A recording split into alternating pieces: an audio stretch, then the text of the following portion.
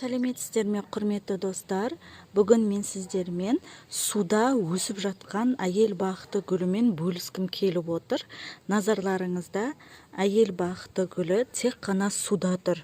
Бұның тұрғанына бірнеше ай болды, 3 айдың көлемі болды.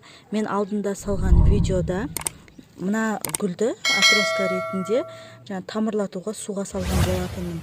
Қолым тимей отырғызуға бірнеше ай қалай сезінеді екен деп көргім келді. Қарасам, жапырақтарын шығарып, жақсы жапырақтарын, жаңадан шыққан жапырақтарын шығарып, өсіп жатыр екен. Сонымен эксперимент жасап көргім келді.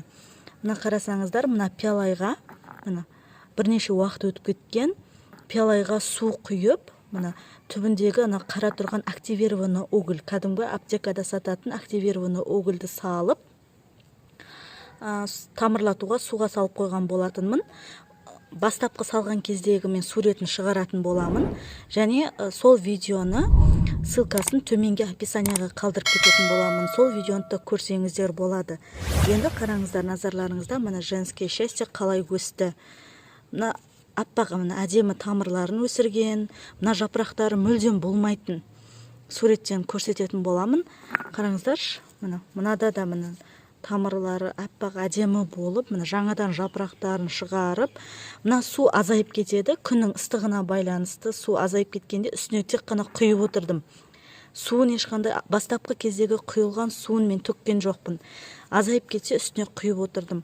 Ал егер суын ауыстыратын болсаңыздар, онда ол тамыры шіріп, жақсы өспей қалатын болады. Кез келген гүлді атроскаға суға қойған кезде. Сол себепті де мен суын ауыстырмай, тек қана азайып кетіп отырса, мен үстінен су құйып отырдым. Қараңыздаршы, ешқандай да қурау жоқ, басқа жоқ, жапырақтары әдемі болып. Мына жерде қарасаңыздар, тағы да жаңадан жапырағы шығып келе жатыр. Қараңыздаршы. Жап-жасыл әдемі болып өсіп жатыр. Суда да бұл женское счастье. Алдын мен интернетте басқа елдің блогерлерінің көрсеткен видеоларын көрген болатынмын. Суда осылай женское счастьені өсіруге болады деп. Кейбіреулері кәдімгі перлитте өсіріп жатыр, суды көп құйып, күніге құйып. Соны мен жапырақ шығарған кезде таңғалып, біраз уақыт эксперимент жасап көрейін деп ойлаған болатынмын. Мына қарасаңыздар, бірнеше жапырағын әдемі шығарып жатыр, әлде де шығарып жатыр.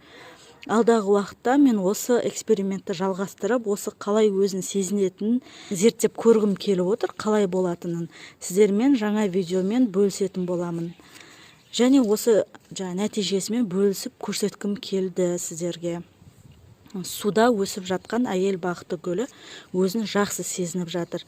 Енді мына жерде жаңадан шығарған, қараңыздар, жаңадан шығарған жапырағы сәл сарғыштау болып жатыр. Менің ойымша бұған тыңайтқыш витаминдер жаңағыдай жетіспеген деп ойлап тұрмын да, мына суына қазір мен тыңайтқыштан 1-2 тамшы тамызып қойғым келіп отыр. Қараңыздар, әдемі суда да тұрып, тамыры шірімей, ешқандай да жапырақтары қурамай әдемі болып өсіп жатыр. Осылай, егер атроска шығаратын болсаңыздар, осылай істеп көрсеңіздер де болады екен. Назарларыңызға рахмет. Егер видеоны аса лайк басып, төменге сұрақтарыңыз болса комментарияға қалдырып кетсеңіздер болады. Міндетті түрде сұрақтарыңызға жауап беретін боламын. Және каналға тіркеліп кетуді ұмытпаңыздар. Менің басқа да видеоларымды көріп, лайк басып қойыңыздар. Видеоны соңына дейін қарағандарыңызға рахмет. Сау болыңыздар.